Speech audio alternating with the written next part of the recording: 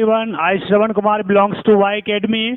प्यारे बच्चों, आज का जो टॉपिक हमारा है वो बहुत ही शानदार है, बहुत ही सिंपल है और सिर्फ अंडरस्टैंडिंग पैटर्न पे आधारित है। आप देखेंगे प्लेन ज्योमेट्री हमने आज टॉपिक लेके आपके सामने आए हैं। प्लेन ज्योमेट्री टॉपिक आपको पहले से कुछ नॉलेज में होगा, कुछ नॉलेज में और देना चाहेंगे। प्लेन ज्योमेट्री एक ऐसा टॉपिक है जो आपको लगभग ज्योमेट्रिकल कंसेप्ट पूरी तरह से वाकिफ करा देगा। प्लेन ज्योमेट्री के बारे में हम लोगों ने पहले भी बातें की थी, लेकिन बहुत ज़्यादा डेप्थ में नहीं था। आज हम कोशिश करेंगे कि प्लेन ज्योमेट्री की ही बातें सिर्फ करेंगे और इनसे जुड़ी हुई जो भी बातें हैं, कंसेप्ट हैं, जिसका यूज़ अक्सर हमारे हर एग्ज़ाम में पूछे जाने वाले क्वेश्चन होते हैं, वो किस तरीके से हम लोग सॉल्व करेंगे और उसमें जो भी पैटर्न या फिर जो भी कंसेप्चुअल टर्म दिखते हैं जो हम सॉल्व नहीं कर पाते, हम उसे भी सीखेंगे। बहुत बार गलतियां हो जाती है और हमें पता भी नहीं चलता है कि हमने कहाँ गलतियां कर दी। जब उसके बारे में जानते हैं, अच्छा ऐसा होने वाला था लेकिन हमने गलतियां कर दी, तो हम उस गलतियों को नहीं करेंगे, पहले एक बार जानेंगे। चलिए इस पे हम लोग जो एग्जैक्ट पॉइंट है उस पर ज्यादा बातें करेंगे, ठीक है ना। तो सबसे पहले ज्योमेट्री के बारे में जानते हैं कि ज्योमेट्री क्या होता है। देखिए, जीईओ प्लस मेट्री, ज्योमेट्री को दो पार्ट में तोड़ दीजिए, जियो प्लस मेट्री, जियो प्लस मेट्री, ठीक है ना। जियो मीन्स क्या होता है? अर्थ, अर्थ, EARTH, अर्थ। और मेट्री मीन्स क्या होता है? To measure, to measure. अभी क्या बात करने वाले हम लोग कि ज्योमेट्री वर्ड को हमने दो पार्ट में तोड़ा, जियो प्लस मेट्री। तो जियो का मतलब हमने जाना कि अर्थ और मेट्री मीन्स टू मेजर। मतलब ये कि geo means earth, metry means measure. तो किसका मेजरमेंट करेंगे? तो अर्थ का मेजरमेंट करेंगे। अर्थ का क्या मेजरमेंट करने वाले हैं? तो हमारे अर्थ पे मेजरमेंट करने वाली चीजें क्या है? बहुत कुछ ऐसा है जो हम मेजरमेंट कर सकते हैं। डिस्टेंस मेजरमेंट करते हैं, डिस्प्लेसमेंट मेजर कर सकते हैं, स्पीड मेजरमेंट कर सकते हैं। लेकिन फिलहाल हम ज्योमेट्री में चल रहे हैं, तो हम किस चीज का मेजरमेंट करने वाले हैं? तो हम मेजरमेंट करने वाले हैं जैसे लाइन का, लाइन सेगमेंट का, पॉइंट का, और किसका? रे का, और किसका? और आगे एंगल का, और किसका? तो ये सब जो है हम देख पा रहे हैं कि लाइन, लाइन सेगमेंट, पॉइंट, रे, एंगल्स, ये सब हमारे क्या है? मेजरमेंट करने वाले क्वांटिटी हैं जिसे हम लोग मापेंगे, ठीक है ना, मेजरमेंट करेंगे। तो इन सब चीजों को एक रिलेशन में जोड़ेंगे और ये सारी कहानी हमारे अर्थ पे होती है। नहीं, जो कुछ भी हम पढ़ रहे हैं यहाँ से पढ़ रहे हैं, तो हम इसकी से जुड़े हुए मेजरमेंट करने वाले हैं और ये सारे के सारे मेजरमेंट हमारे मेजरेबल हैं, ठीक है ना, जिसको मेजर किया जा सकता है। तो पहले मेजर तो हम करेंगे, लेकिन उससे पहले इन सब के बारे में जानना भी पड़ेगा। ये सब आए कहाँ से हैं और क्या है, ये सब ज्योमेट्री के पार्ट कैसे हैं, उसके बारे में जानेंगे कि how all these are the part of geometry, क्यों इसका मेजरमेंट करते हैं, क्या यूज है, ठीक है। चलिए देखते हैं यहाँ पे। तो आपने देखा geometry means geo plus metry, geo means earth, metry means to measure. इतनी बात समझ में आ गई आपको। अब आगे वाली कहानी को आप समझिए।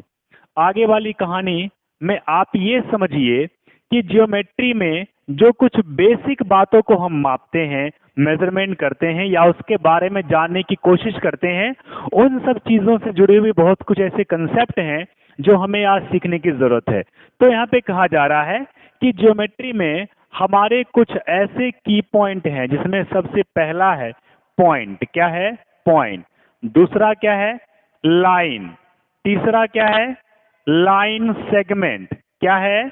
Line segment. Fourth one is क्या है? रे। नेक्स्ट क्या है? एंगल। बात समझ में आ रही है आपको? तो मैंने पहला कहा पॉइंट, दूसरा कहा लाइन, तीसरा कहा लाइन सेगमेंट, नेक्स्ट रे, और उसके बाद एंगल। क्या कहा हमने?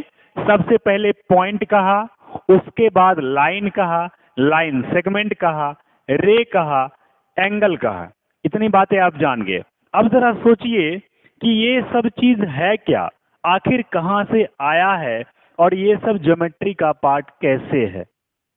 अब देखिए, जरा ध्यान से देखते जाइएगा। ये है पॉइंट।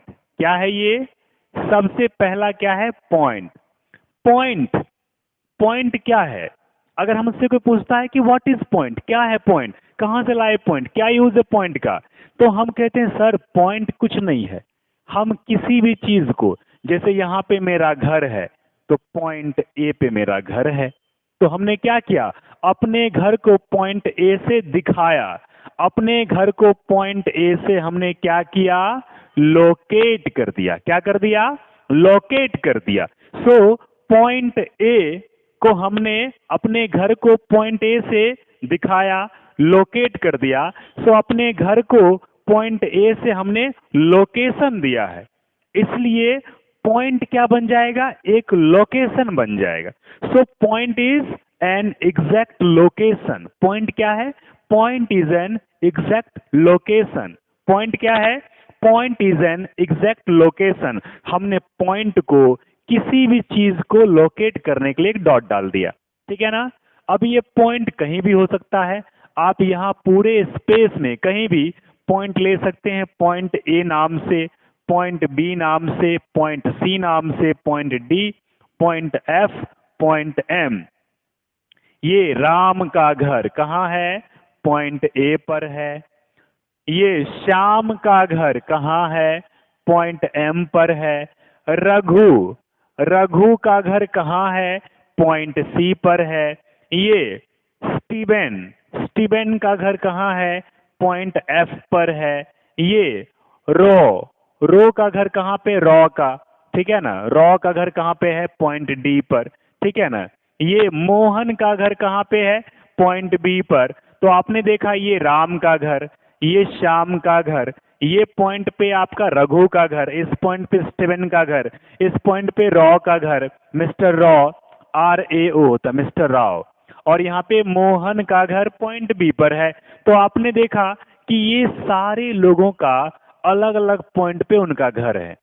अब कहेंगे सर आपने राम का घर पॉइंट ए से क्यों दिखाया, पूरा पूरा राम का घर ही क्यों नहीं बना दिया? अब बताइए, राम का घर ऐसा दिखता होगा, लेकिन राम का घर यहीं पे होगा, हम कैसे बताएंगे? नहीं मालूम है। तो हमने एक रेफरेंस लिया। क्या लिया? रेफरेंस लिया, और बताया कि इस लोकेशन पे राम का हाउस है, इस लोकेशन पे राव का हाउस है, इस लोकेशन पे श्याम का हाउस है। तो हमने क्या किया? एक एरिया का, एक बहुत बड़े एरिया का मैप लिया, और उस मैप पे अलग अलग लोकेशन को दिखाया, और हमने उसको पॉइंट से दिखाया। So that is called location of different individual persons house. Point क्या किस चीज का दिखाया हूं? This point shows the location of individual persons house. अलग अलग पर्सन के, अलग अलग इंडिविजुअल पर्सन्स के घर रियली में कहाँ पे है, हमने वहां के मैप पे उसके घर को दिखाया। सो हमने क्या किया? उसको लोकेट किया।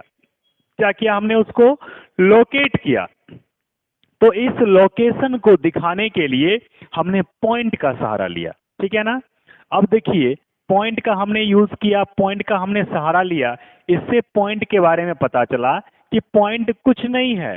पॉइंट क्या है? So point is an exact location. Point क्या है? Point is an exact location. Point एक एग्जैक्ट लोकेशन है, ठीक है ना। अब चलिए यहाँ पे, point is an exact location. अब यहाँ चलेंगे कि हमने पॉइंट का एग्जैक्ट लोकेशन बताया।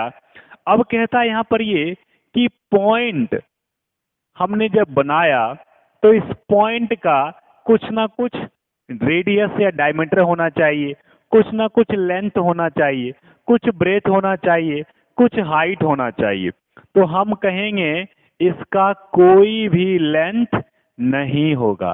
Point has no length, point has no breadth, point has no height, इसके पास कोई हाइट भी नहीं होगी। सो पॉइंट क्या है? सिर्फ एक डॉट है जिसका ना लेंथ है, ना ब्रेथ है, ना हाइट है। एक पॉइंट का कोई लेंथ भी नहीं है, एक पॉइंट का कोई ब्रेथ भी नहीं है, और एक पॉइंट का कोई हाइट भी नहीं है। बात समझ में आई? और ना ही उसका हम रेडियस लेंगे, ना ही डायमीटर लेंगे, सिर्फ एक लोकेशन के तौर पे हमने एक डॉट दे दिया। बात समझ में आई? So point is an exact location having no length, no breadth, no height. इतनी बातें आपको आ गई। तो किसी भी चीज को, जैसे मान लीजिए यहां पे एक मैंगो लटक रहा है, so point P is the location of a mango. इस पॉइंट पे आपका स्कूल है, this is the location of your school. ये पॉइंट पे, एम पॉइंट पे आपका स्कूल है।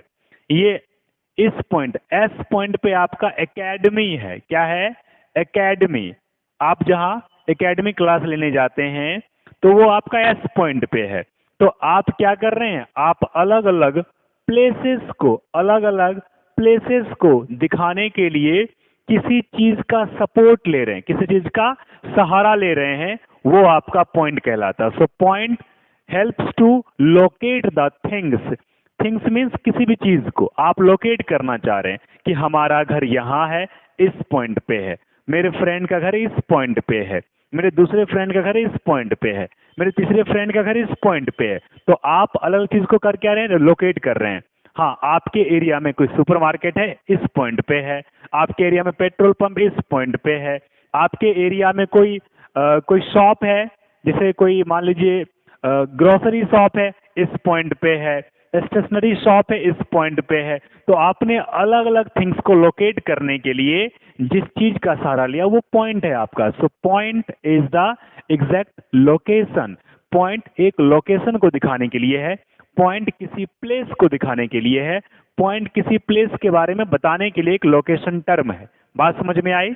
आपको पॉइंट समझ में आ गया होगा। चलिए आगे बढ़ते हैं। तो पॉइंट की कहानी आपके दिमाग में आ गई। इसके बाद अब हम लोग आगे बढ़ेंगे और दूसरे टॉपिक पे आते हैं। चलिए पहले टॉपिक को समझ लिए, पहला टॉपिक हमारे दिमाग में आ गया, पहला टॉपिक की कहानी खत्म। अब आते हैं दूसरे टॉपिक पे, लाइन। चलिए लाइन हमारा क्या है?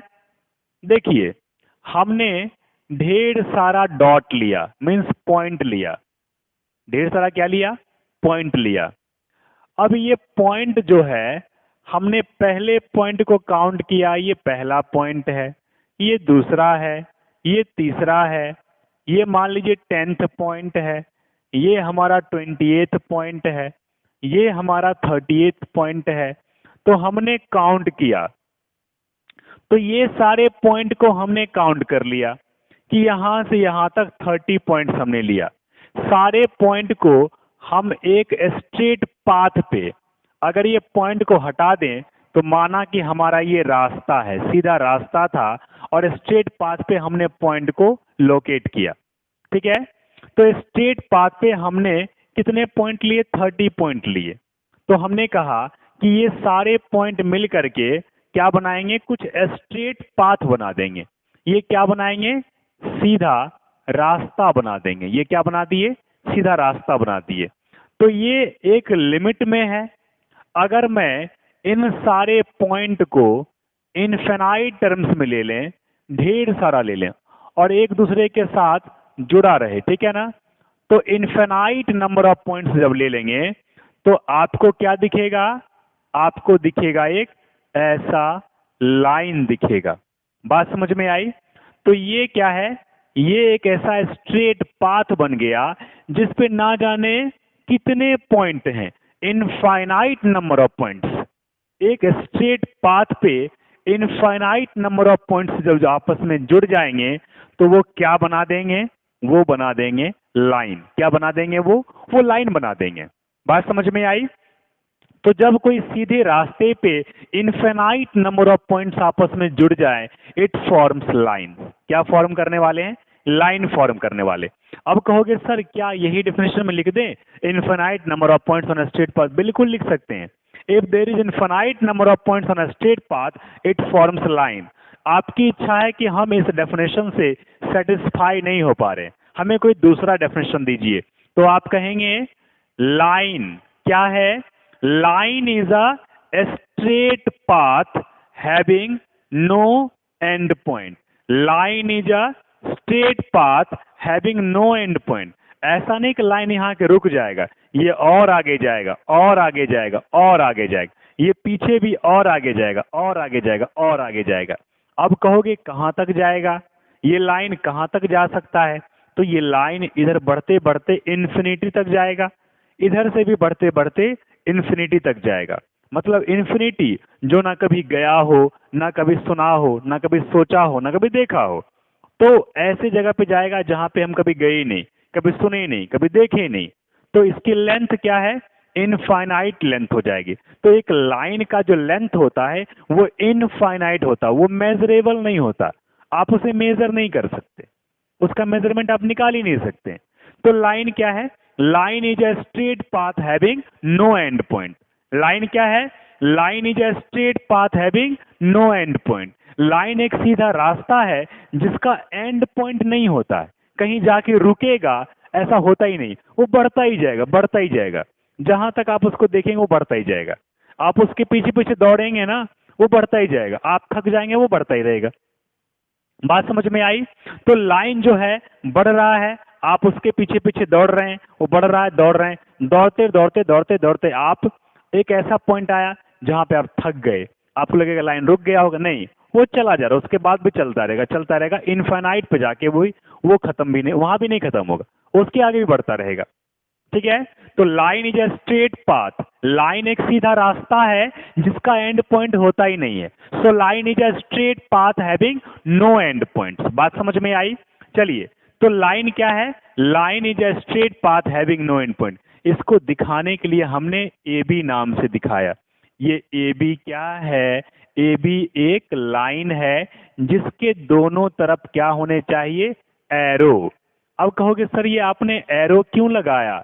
एरो लगाने का मकसद ये है कि ये आगे बढ़ेगा इस तरफ और आगे बढ़ेगा इस तरफ, ये रुकने वालों में से नहीं है, ये बढ़ता ही रहेगा, बढ़ता ही रहेगा, ये कभी रुकेगा ही नहीं, इसलिए इसका नाम है लाइन। ठीक है ना?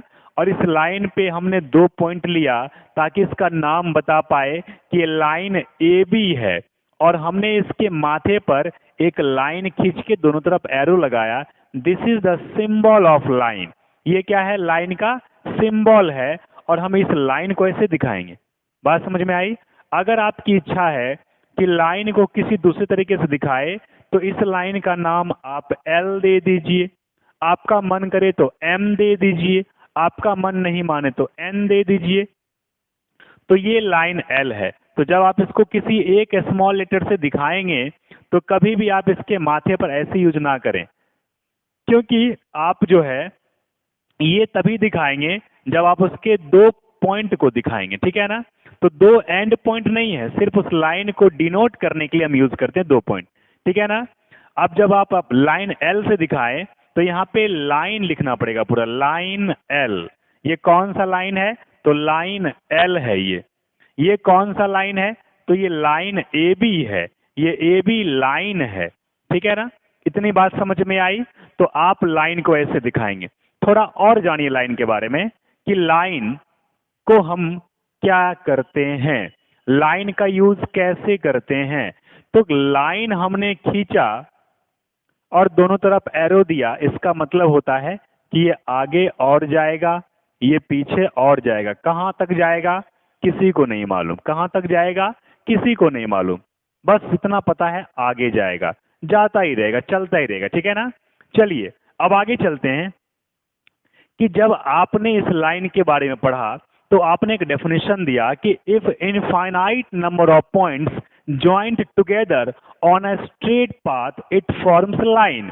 दूसरा भी हमने बताया कि when there is a straight path, नहीं, line is a straight path having no end points, having no end points. Line एक सीधा रास्ता है जिसका एंड पॉइंट होता ही नहीं है। ठीक है ना? चलिए ये कहानी आपको समझ में आ गई। अब आगे चलेंगे। इसके बाद जरा देखिए कि क्या करने वाले हैं। एक पॉइंट लीजिए, ए नाम का पॉइंट लिया, ठीक। अब इससे एक लाइन को आप पास कराइए। बात समझ में आई? तो आपने ए नाम के पॉइंट से एक लाइन को पास करा दिया। अब इससे आप दूसरा लाइन कैसे पास कराएंगे? नहीं, अभी क्या होती है, जब एक गाड़ियां सड़क पे चल रही होती है तो उसके पीछे दूसरा गाड़ियां उसके पीछे खड़ी रहती है या फिर उसके पीछे धीरे धीरे चलती रहती है। वो ओवरलैप करके नहीं जा सकती है, उसके ऊपर से नहीं जा सकती है, बगल से जाना चाहेगी, वहां भी ट्रैफिक, इधर भी ट्रैफिक, तो उसको रुकना पड़ेगा। अब यहां देखिए, एक दूसरा लाइन पास कराना चाहेंगे इस पॉइंट से, तो लगता है कि यहाँ पे रुक जाएगा, यहां से चलेंगे यहाँ पे ये रोक देगा, ऐसा है। तो हम कहेंगे सर एक पॉइंट से एक ही लाइन जा रहा है, आगे का लाइन जा ही नहीं पा रहा है। तो कहेंगे नहीं, ऐसा नहीं है, एक पॉइंट से एक लाइन नहीं जाएगा, एक पॉइंट से लाइन इधर से भी तो जा सकता है, जरूरी है वहां से जाएगा। लाइन इधर से भी जा सकता है, जरूरी है कि इधर से ही जाएगा, इधर से ही जाएगा। लाइन इधर से भी जा सकता है, पास हो सकता है, एक पॉइंट से लाइन इधर से भी पास हो सकता है, ये सामने से भी पास हो सकता है। अब आप कहोगे सर हम गिन लेते कितना पास किया, 1 2 3 4 5 6, 6 टू 12, सर टोटल 12 लाइन ही पास कर सकता है एक पॉइंट से, ऐसा बोला। मैंने कहा नहीं, बिल्कुल नहीं, गलत है। एक पॉइंट से ये 12 लाइंस तो मैंने पास कराए हैं, अभी और पास करेगा, देखो गिनते रहो, गिनते रहो कितना पास करेगा। तुम गिनते गिनते थक जाओगे, पर लाइन पास करना एक पॉइंट से बंद नहीं होगा। वो कितना लाइन पास करेगा, जितना चाहेगा उतना लाइन पास करेगा, इनफाइनाइट। तो एक पॉइंट से, सिंगल पॉइंट से इनफाइनाइट लाइंस पास करेगा। कितना लाइन पास करेगा? किसी एक पॉइंट से इनफाइनाइट लाइन पास कर सकता है, इनफाइनाइट, जिसका कोई काउंटिंग नहीं है, काउंटलेस लाइन पास करेगा, इनफाइनाइट। तो एक पॉइंट से कितने लाइन पास करा सकते हैं? तो एक पॉइंट से हम इनफाइनाइट नंबर ऑफ लाइंस को पास करा सकते हैं। ये बात आपको समझ में आ गई होगी। अगली बात पे आइए। दूसरी बात कहानी ये कह रहा है कि सर आपने अभी अभी हमको बोला कि एक पॉइंट से हम इनफाइनाइट नंबर ऑफ लाइंस को पास करा सकते हैं। एक पॉइंट से, सिंगल पॉइंट से कितने लाइन पास करेंगे? इनफाइनाइट लाइन पास कर सकते हैं, ठीक है। अब हमारी इच्छा है सर कि इस बार एक पॉइंट नहीं, दो पॉइंट लेते हैं, एक ए लिया, दूसरा पॉइंट बी लिया। सर अगर एक पॉइंट से इनफाइनाइट लाइन पास कर सकता है तो दो पॉइंट से डबल इनफाइनाइट लाइन पास कर सकता है, ऐसा होना चाहिए। लेकिन ये भी गलत है। एक सौभाग्य की बात यह है कि एक पॉइंट से इनफाइनाइट लाइन पास तो कर सकता है, लेकिन दो पॉइंट से हमेशा एक ही लाइन पास कर सकता है। ये देखिए, आप लाइन को हमेशा इसी रास्ते से लेके जा पाएंगे।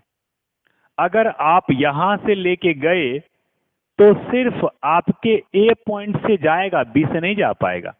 अगर आप इस रास्ते से लेके गए तो सिर्फ बी से जाएगा, ए से नहीं जाएगा। अगर आप इस रास्ते से लेके गए तब भी बी से गया, ए से नहीं गया। इधर से लेके गए तो ए से गया तो फिर बी से नहीं गया। तो आपने देखा एक ही ऐसा लाइन है जो ए बी को क्रॉस करते हुए जा रहा, पॉइंट ए बी को टच करते हुए जा रहा। तो अगर आपसे पूछा जाए कि एक पॉइंट से कितना लाइन पास करा सकते हैं तो कहेंगे इनफाइनाइट, और दो पॉइंट से तो ओनली वन।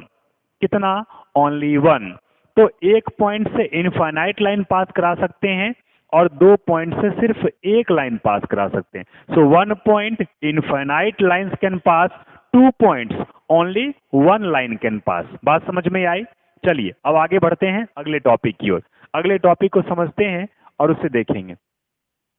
अगला टॉपिक क्या कह रहा है, जरा समझेंगे कि लाइन से जुड़ा हुआ, हमने क्या कहा, लाइन से जुड़ा हुआ एक पॉइंट लिया तो इनफाइनाइट, एक से ज्यादा दो पॉइंट लिया तो एक लाइन पास किया।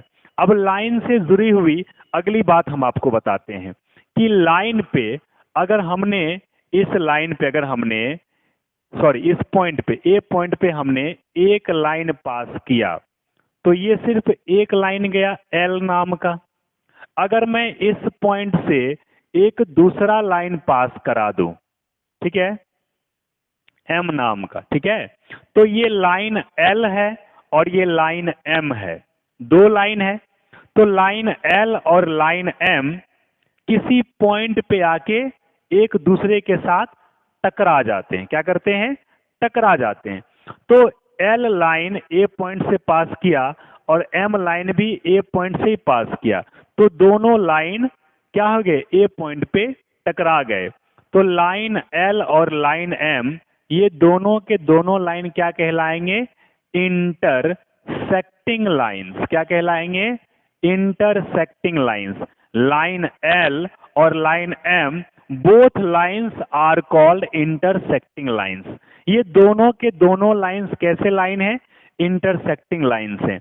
सो line M and line L both intersect at point A. कहां टकराए हैं? ए पॉइंट पे। तो जिस पॉइंट पे टकराएंगे उस पॉइंट का नाम होता है, क्या नाम होता है? इस पॉइंट का नाम आप देंगे पॉइंट ऑफ इंटरसेक्शन। क्या नाम देंगे? Point of intersection. Point A क्या होगा? Point of intersection. Line M और एल क्या है? Intersecting lines. बात समझ में आई? चलिए, तो ये दोनों कहानी आपको समझना था। अब कहता है अगर मैं इसको मिटा दूं तो एक तीसरी कहानी लाइन को लेकर के बनती है। कौन सी कहानी है? हमने फिर से एक पॉइंट लिया ए। कहोगे सर बार बार एक ही पॉइंट लेते हैं ए, ऐसा क्यों? क्योंकि इससे कहानी बन रही है और उस कहानी को हमें सुनना है। तो देखिए, हमने ए पॉइंट से एक लाइन पास किया पी नाम का, हमने ए पॉइंट से दूसरा लाइन पास किया क्यू नाम का, हमने ए पॉइंट से तीसरा लाइन पास किया आर नाम का। इस बार कितना लाइन गया? दो से ज्यादा, तीन लाइन। ये पहला लाइन है, ये दूसरा लाइन और ये तीसरा लाइन। हमने तीन लाइन पास किया। कितना लाइन पास किया हमने? एक लाइन, दो लाइन, तीन लाइन। हमने तीन लाइंस को पास किया है, पहला, दूसरा और तीसरा, ठीक है ना? और तीनों लाइन को हमने कहां से पास कराया है? एक ही ए नाम के पॉइंट से, ठीक है ना? तो जब किसी तीन लाइंस, जब किसी एक पॉइंट से कम थ्री लाइंस पास करे, या थ्री से ज्यादा भी हो सकता है। मैंने क्या बोला? जब किसी एक पॉइंट से, जब किसी एक पॉइंट से आपके थ्री लाइंस, कितने लाइंस? थ्री लाइंस, या थ्री से ज्यादा भी, फोर भी हो सकता है, फाइव भी हो सकता है, सिक्स भी हो सकता है, सेवन भी हो सकता है, एट भी हो सकता है। ज्यादा लाइंस कितना? तीन या तीन से कम थ्री होना चाहिए या थ्री से ज्यादा। तो आप क्या करेंगे? जब किसी एक पॉइंट से थ्री और more than three lines pass करे तो ये तीनों के तीनों लाइंस क्या कहलाएंगे? Concurrent lines. कनकरेंट क्या कहलाएंगे? ये कनकरेंट लाइंस कहलाएंगे।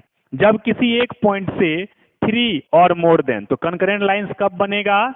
तो पॉइंट क्या होना चाहिए? Single point. पॉइंट सिंगल होना चाहिए। और लाइंस कितने होने चाहिए? लाइंस थ्री और मोर, तीन या तीन से ज्यादा। और पॉइंट कितना? एक पॉइंट। तो एक पॉइंट और तीन लाइंस, एक लाइन और पास करा दो, एक और पास करा दोगे एस नाम का, तब भी कनकरेंट होगा। लेकिन तीन लाइन से कम नहीं होना चाहिए। अगर दो लाइन है तो कनकरेंट नहीं होगा। अगर आपने सिर्फ दो लाइन पास कराए पॉइंट से तो ये कभी भी कनकरेंट लाइंस नहीं हो सकता, ठीक है ना? क्योंकि two lines make intersecting lines. Three lines, जब तीन या तीन से ज्यादा लाइन किसी एक पॉइंट पे टकराता है उसे कहते हैं कनकरेंट लाइंस। और जिस पॉइंट पे टकराएगा, जिस पॉइंट पे टकराएगा उस पॉइंट का नाम क्या देंगे आप? Point of concurrence. क्या नाम देंगे आप? Point of concurrence.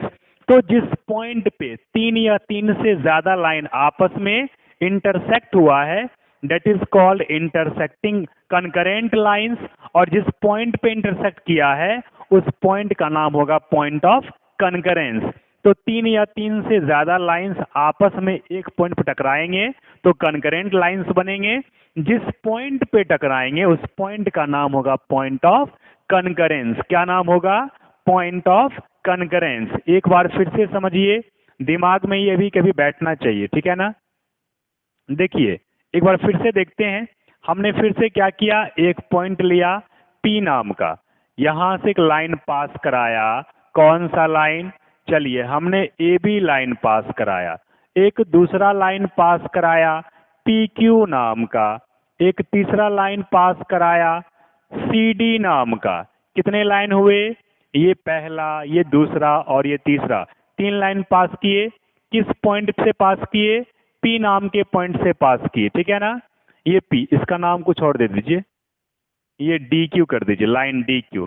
तो P पॉइंट से पास किए, तो जब P पॉइंट से 3 लाइन पास किए तो ये तीनों line AB line, CD line और ये DQ लाइन, ये तीनों के तीनों लाइन क्या है? कनकरेंट। क्या कहलाएंगे? Concurrent lines. All 3 lines are concurrent lines. और जिस पॉइंट पे टकराए हैं इस पॉइंट का नाम क्या होगा? Point of concurrence. Point of concurrence. तो जिस पॉइंट पे टकराएंगे, तीनों इंटरसेक्ट करेंगे, वो पॉइंट ऑफ कनकरेंस, और तीनों लाइंस का नाम हो जाएगा कनकरेंट लाइंस। बात समझ में आई? चलिए अब जरा आगे बढ़ते हैं और अगले टॉपिक के बारे में जानने की कोशिश करते हैं। इससे जुड़े हुए नेक्स्ट टॉपिक हमारे क्या है? देखिए अब क्या कह रहा है कि हमने लाइन के बारे में और आगे ये जानना है कि लाइन जो होते हैं ना, वो सिर्फ एक ही नहीं होते हैं, एक से ज्यादा हो सकते हैं। हमने एक लाइन लिया, हमने एक दूसरा लाइन लिया, ठीक है ना। बात समझ में आई? तो ये दोनों के दोनों लाइन, एक जा रहे हैं इस तरफ और दूसरा इस तरफ, दोनों का डायरेक्शन चेंज किया हुआ है। सेम भी हो सकता है, उससे कोई फर्क नहीं पड़ता है। अगर 2 लाइन आपने लिया प्लेन में, ठीक है ना, और इसको आपने एक तीसरे लाइन से काट दिया। क्या कर दिया? काट दिया। तो आपने जो 2 लाइन लिया है उसका नाम दे दीजिए। पहली लाइन का नाम है AB और दूसरे का नाम CD। आपने AB लाइन और CD लाइन, 2 लाइन लिया और इसको आपने PQ नाम के लाइन से काट दिया। कहाँ काटा? तो AB को ये PQ लाइन पॉइंट M पर काटा, ये CD को PQ लाइन पॉइंट N पर काट दिया। सही है। चलिए तो आप देखेंगे आप यहाँ पे कि AB एक लाइन था और CD भी एक लाइन था। जब 2 लाइन को कोई एक तीसरा लाइन उनके 2 अलग अलग पॉइंट पे काट रहे हो तो काटने वाले लाइंस का जो नाम होगा, ये PQ लाइंस का नाम रखेंगे आप ट्रांसवर्सल। क्या नाम रखेंगे? ट्रांसवर्सल। ये क्या है? ये PQ लाइन कौन सा लाइन है? ट्रांसवर्सल लाइन है। तो इसका नाम क्या पड़ गया? ट्रांसवर्सल। अब आपके दिमाग में आ रहा होगा, सर एक काम करते हैं, हम एक लाइन लिए L, एक दूसरा लाइन लिए हमने M, और ये पॉइंट P पे एक तीसरा लाइन काट दिया जिसका नाम है Q, ठीक है। ये L लाइन और ये M लाइन जो दोनों एक ही पॉइंट पे मिल रहा था, इस Q नाम की लाइन ने दोनों लाइन को किसी एक पॉइंट पे काटा। ये Q नाम का लाइन क्या कर रहा है? ये दोनों लाइन से टकरा रहा है एक पॉइंट पे। तो क्या Q को आप ट्रांसवर्सल कहेंगे? क्या Q आपका ट्रांसवर्सल होगा? तो मैं कहूंगा बिल्कुल नहीं, कभी नहीं हो सकता है। अब आप कहेंगे क्यों? तो उसके बारे में जानिए कि ये PQ लाइन जो दोनों से टकराया, दोनों लाइन से, वो सेम पॉइंट पे नहीं टकराया है, अलग अलग पॉइंट पे। तो जब एक ट्रांसवर्सल जो होता है वो अपने आप में ट्रांसवर्सल तभी होता है जब वह 2 या 2 से ज्यादा, जरूरी नहीं कि 2 ही लाइन, 2 से ज्यादा लाइन से भी टकरा सकता है, लेकिन अलग अलग पॉइंट पे, सेम पॉइंट पे नहीं। यहाँ पे सेम पॉइंट पे कहानी हो रही थी, इसलिए ये नहीं होगा। यहाँ पे एक N पॉइंट पे टकराया, एक M पॉइंट पे टकराया, ठीक है ना। इसलिए जब अलग अलग पॉइंट पे लाइन टकराएंगे तो हम उसे ट्रांसवर्सल कह सकते हैं। अगर किसी एक पॉइंट पे टकराएंगे तो हम उसे ट्रांसवर्सल नहीं कह सकते हैं। बातें समझ में आई?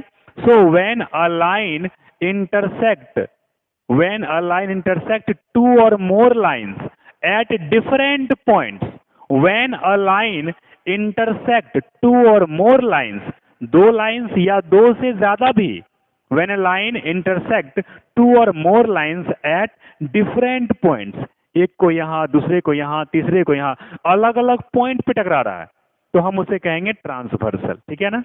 चलिए अब आगे चलिए। ट्रांसवर्सल के बारे में हमने जाना कि ट्रांसवर्सल क्या होता है। अब एक जान लेते हैं कि पैरेलल लाइंस, लाइंस में क्या है? एक पैरेलल लाइंस। तो देखिए ये लाइन का नाम है एल और इसका नाम है एम। है दो लाइन हमारे पास है, एक लाइन एल है, दूसरा लाइन क्या है? एम है। अगर ये एम नाम की लाइन को और पीछे लेके आप जाएंगे तो यहां जाएगा, ये पीछे और जाएगा तो यहां जाएगा, दोनों किसी एक पॉइंट में टकरा जाएंगे। तो अब ये इंटरसेक्टिंग लाइंस बन गए। तो क्या इसे पैरेलल लाइंस कह सकते हैं? क्या ये पैरेलल लाइंस होगा? क्या इसे पैरेलल लाइंस बोल सकते हैं? मैं कहूंगा बिल्कुल नहीं, बिल्कुल नहीं। कहता है दो लाइंस आपस में पैरेलल हो सकते हैं, लेकिन उसके पीछे छोटा सा कंडीशन। वो छोटा सा कंडीशन क्या है? तो देखिए दो लाइन पैरेलल हो सकते हैं। हमने ये लाइन लिया P, दूसरा लाइन हमने क्या लिया? हमने लिया Q। ये लाइन P है और ये लाइन Q है। ये P लाइन जा रहा है, ये Q लाइन जा रहा है। P लाइन Q लाइन दोनों के दोनों लाइन को हम पैरेलल कहेंगे या नहीं कहेंगे, अभी मैं बताता हूं। अगर आप ये दो पॉइंट लीजिए, इन दोनों के बीच का डिस्टेंस मापिए। आपने कहा सर 2 सेंटीमीटर। आप यहां पे पॉइंट लीजिए, दोनों के बीच का डिस्टेंस मापिए। आपने फिर कहा 2 सेंटीमीटर। फिर से दो पॉइंट लीजिए, दोनों के बीच का डिस्टेंस मापिए। आपने फिर से कहा 2 सेंटीमीटर। आपने कहा सर दोनों लाइंस के बीच का डिस्टेंस हम जहां जहां पे माप रहे हैं हर जगह 2 cm भी आ रहा है। मतलब दोनों लाइंस के बीच में डिफरेंस क्या आ रहा है? सेम आ रहा है। गैपिंग क्या आ रही है? सेम आ रही है। अब आप यहां देखेंगे, कहेंगे सर दो पॉइंट के बीच का गैप मैं मापता हूं, यहां पे आया 2 cm। सर मैं यहां पे माप के देखूं क्या? मैंने कहा हाँ मापो। यहां पे आएगा 4 cm। यहां मापें क्या? यहां मापो। यहां पे आ गए 8 सेंटीमीटर। तो यहां 2, यहां 4, यहां 8, हर जगह दो पॉइंट के बीच का डिफरेंस आपको सेम नहीं आ रहा, डिफरेंस आ रहा। तो वो कभी भी पैरेलल लाइंस नहीं होगा। जब आपको दो लाइन में हर दो पॉइंट के बीच का डिफरेंस जब आपको सेम आने लगे तो आप कहेंगे कि लाइन P और line Q both are parallel lines. दोनों लाइन क्या है? पैरेलल लाइंस है, क्योंकि दोनों लाइन के बीच का जो डिफरेंस है वो आपको सेम मिल रहा है। So both lines are never meet. ये कभी नहीं मिलने वाले हैं। तुम इसको खींच के जितना भी दूर लेके चले जाओ, ये आपस में कभी नहीं मिलने वाले हैं। ये तो मिल गए आगे जाके ना, ये कभी नहीं मिलने वाले हैं। तो parallel lines never meet to each other. लेकिन हमारे मैथमेटिक्स के कुछ मैथमेटिशियन कहते हैं कि हमारे पैरेलल लाइंस मिलेंगे। कहाँ मिलेंगे? इन्फिनिटी पे जाके मिलेंगे। अब इन्फिनिटी पे तो हम जा नहीं सकते, हमने कभी सोचा नहीं, हमने इन्फिनिटी को कभी देखा नहीं। तो इसलिए कहते हैं कि parallel lines never meet each other. ये दोनों कभी मिलेंगे ही नहीं। ठीक है? अगर मिलेंगे तो इन्फिनिटी पे जाओ, देखो वहां मिल रहे कि नहीं मिल रहे। जहां तुम जा नहीं सकते, जहां को तुम देख नहीं सकते, जहां के बारे में तुम सोच भी नहीं सकते, वहां मिल रहा, तो क्या फायदा उसका?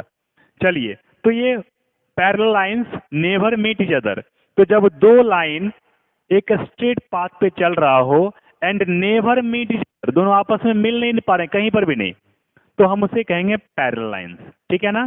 सो two lines are said to be parallel when they never meet with each other. जब वो दोनों एक दूसरे के साथ नहीं मिलते। मीट मीन्स मिलना, नेवर मीन्स कभी नहीं। So never meet each other, जब दो लाइन एक साथ चल रहे हो और वो कभी नहीं मिल पा रहे हो तो हम उसे कहेंगे पैरेलल लाइंस। ठीक है ना? चलिए, ये बातें भी आपको समझ में आ गई होगी। अब जरा आगे बढ़ते हैं और अगले टॉपिक के बारे में जानने की कोशिश करते हैं। अगला टॉपिक क्या कह रहा है? चलिए, तो आपने लाइंस के बारे में सुना, पैरेलल लाइंस के बारे में सुना। अब आगे चलेंगे, लाइंस की कुछ और भी कहानी है, लाइंस के बारे में कुछ और भी बातें हैं, वो हम बाद में जानेंगे। पहले जरा जानते हैं लाइन से जुड़ा हुआ एक अगला टॉपिक हमारा लाइन सेगमेंट। तो लाइन की कहानी आपको समझ में आई। अब आइए लाइन सेगमेंट में। किसमें आइए? Line segment. अब देखिए, लाइन सेगमेंट की कहानी मैं आपको सुनाता हूं, बड़े मजे से सुनाऊंगा। ये देखिए, आपका एक लाइन था, नहीं, आपका एक लाइन था जिसका नाम आपने क्या दिया? एल दिया। ठीक है, देखिएगा, लाइन और लाइन सेगमेंट में अक्सर बच्चों को रहती है कंफ्यूजन। अब आप यहाँ पे इसको दूर करेंगे कि एक एल नाम का लाइन था, वो अपने सीधे रास्ते जा रहा था, लेकिन आपने एक चाकू लिया, नाइफ। क्या लिया आपने? नाइफ लिया, और नाइफ लेकर के आपने यहां से उसको कट कर दिया, और आपने इसको यहां से भी क्या कर दिया? कट कर दिया। क्या कर दिया आपने? लाइन को कट कर दिया। यहां पे पॉइंट पी पे कट किया, यहां पे पॉइंट क्यू पे कट किया। अब आपने कट करके इतने पार्ट्स को आप अलग लेके आ गए, ठीक है ना? ये लाइन आपका पी क्यू क्या है? ये पूरे एल लाइन का एक छोटा सा टुकड़ा है, पार्ट है। तो ये क्या है कि आपने ये पूरे लाइन में से इतने पार्ट को कट करके निकाल लिया। तो जब आपने कट कर दिया तो ये एंड तो आपका क्या हो गया? फिक्स हो गया। ये एंड भी आपका क्या हो गया? फिक्स हो गया। अब ये आगे नहीं जा सकता, ये पीछे भी नहीं जा सकता। तो अब आप इसको माप सकते हैं कि इसका लेंथ क्या होगा। मैंने कहा सर 10 सेंटीमीटर का लेंथ था। आपने 10 cm लेंथ का एक पार्ट, एक टुकड़ा लाइन से कट करके निकाल लिया, और इसे आपने नाम दिया लाइन सेगमेंट। तो पी क्यू क्या है? पी क्यू के माथे पर आपने एक लाइन खींचा, और उसमें एरो यूज नहीं करेंगे। अगर एरो यूज कर लेंगे तो मतलब वो लाइन है। अगर हमने एरो यूज नहीं किया, सिर्फ लाइन खींच के छोड़ दिया, तो ये क्या है? Line segment P Q. ये क्या है? Line segment P Q. ये लाइन सेगमेंट का सिंबल और ये पी क्यू। सो line segment P Q, line segment P Q. बात समझ में आई? तो इस तरीके से हमने इसका नाम दिया लाइन सेगमेंट पी क्यू। तो लाइन सेगमेंट क्या है जानते हैं। तो कहता है इसको मिटा दें कि आपने लाइन सेगमेंट कहां से लाया। चलिए, तो लाइन सेगमेंट, ये डिफिनेशन यहां से है। Line segment is a part of line. Line segment is a part of line having fixed length. Having fixed length. क्या मैंने कहा कि लाइन सेगमेंट लाइन का एक पार्ट होता है जिसका लेंथ क्या होता है? फिक्स होता है।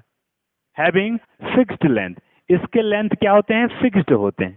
ठीक है ना? फिक्स्ड लेंथ का होता है। आप इसको माप सकते हैं, कहीं पर भी आप लीजिए। ये आपने लाइन लिया पी क्यू, माप सकते हैं आप। आपने यहां पे लिया आर एस, माप सकते हैं आप। आपने यहां पे लिया एल एम, माप सकते हैं आप। आप जितना भी लाइन सेगमेंट लेंगे सबके लेंथ को आप मेजर कर सकते हैं स्केल से। किससे मापेंगे? स्केल से। ठीक है ना? आप स्केल से उसका मेजरमेंट कर सकते हैं। ठीक है ना? सो लाइन सेगमेंट क्या है? Line segment is a part of line having fix length.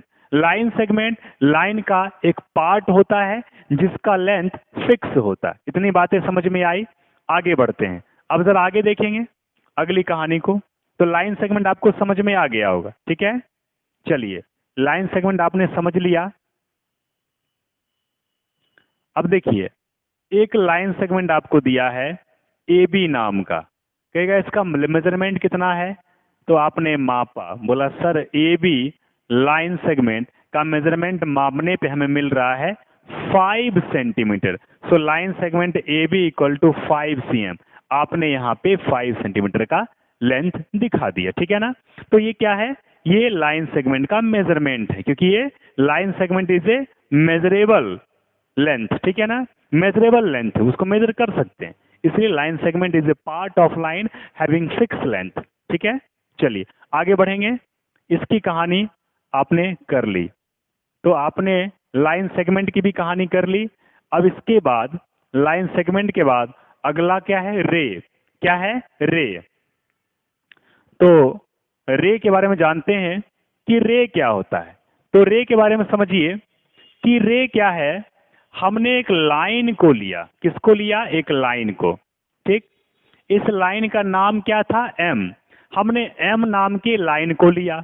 अब ये एम नाम की लाइन का कोई लेंथ फिक्स नहीं होता है, तो हमने क्या किया? इसके एक पार्ट को कट कर दिया।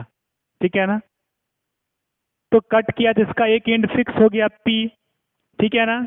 और हमने एक नया नाम यहाँ पे क्यों, यहाँ कट नहीं किया, सिर्फ नाम दिया मार्क करके, इसको कट किया है और ये एम नाम हटा दिया।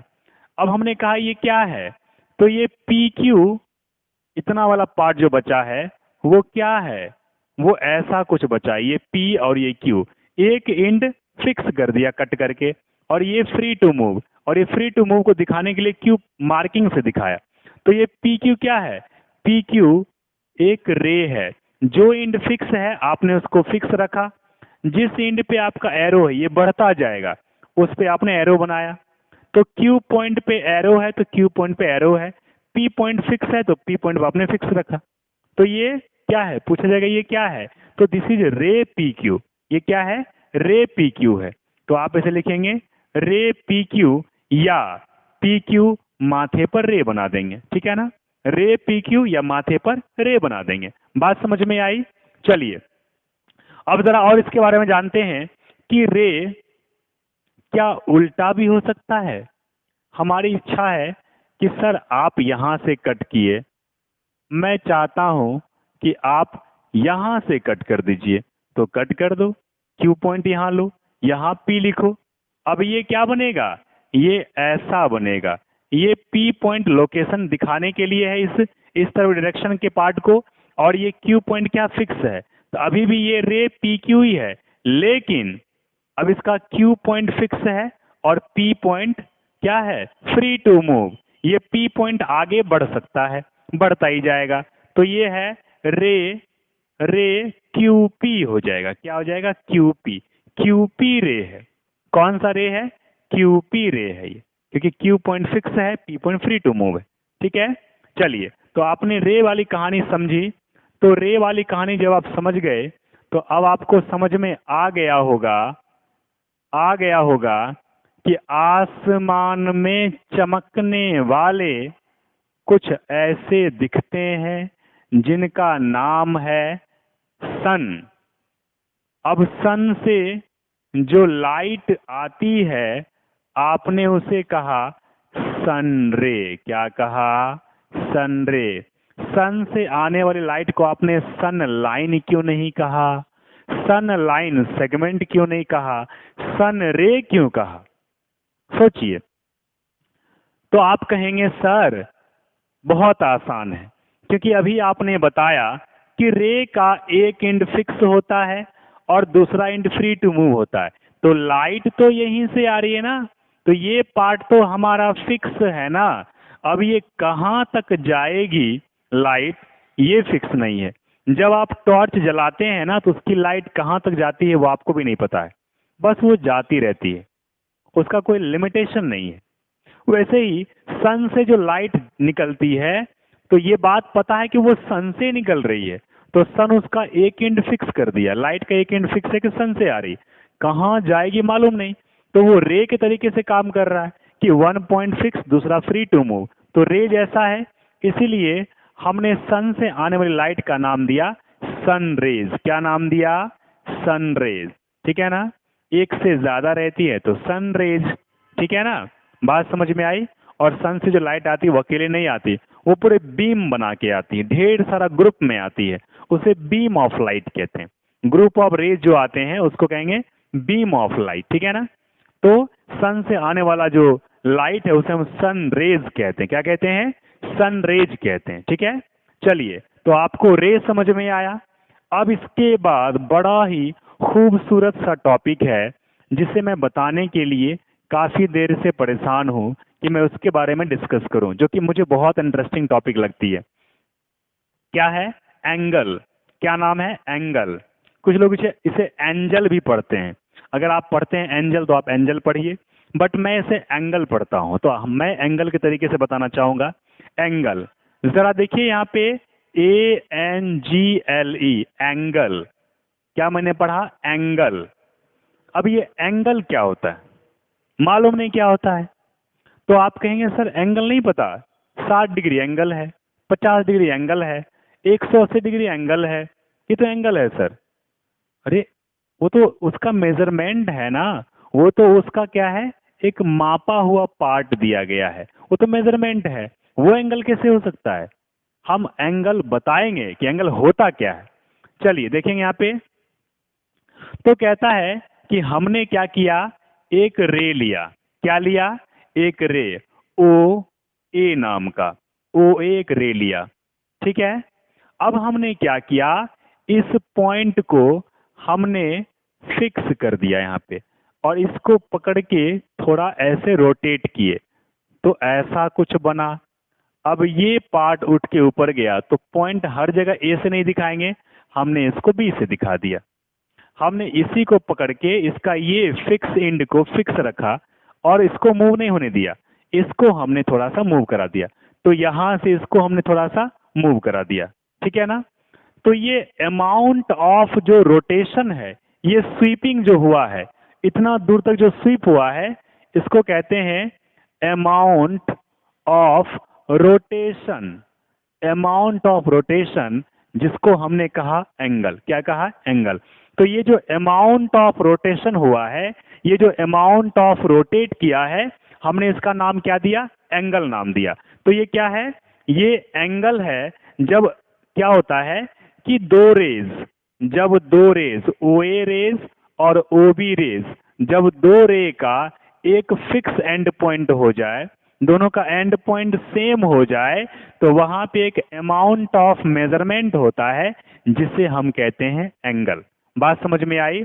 या फिर आप ऐसे कह सकते हैं कि आपने एक रे को लिया, उसके फिक्स एंड को फिक्स रख के उसका अमाउंट ऑफ रोटेशन किया, जितना उसका अमाउंट ऑफ रोटेशन हुआ वो आपका एंगल बन गया।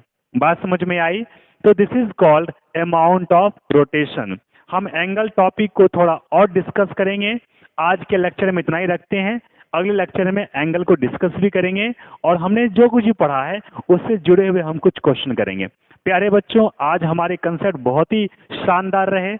आपको सीखने का पूरा मौका मिला, आपने सीखा, आपने जाना, मुझे बड़ा अच्छा लगा। चलिए आज की कंसेप्ट इतना ही रखते हैं, और बाकी एंगल के बारे में और डिटेल से अगली क्लास में जानेंगे। तब तक के लिए धन्यवाद। Thank you very much.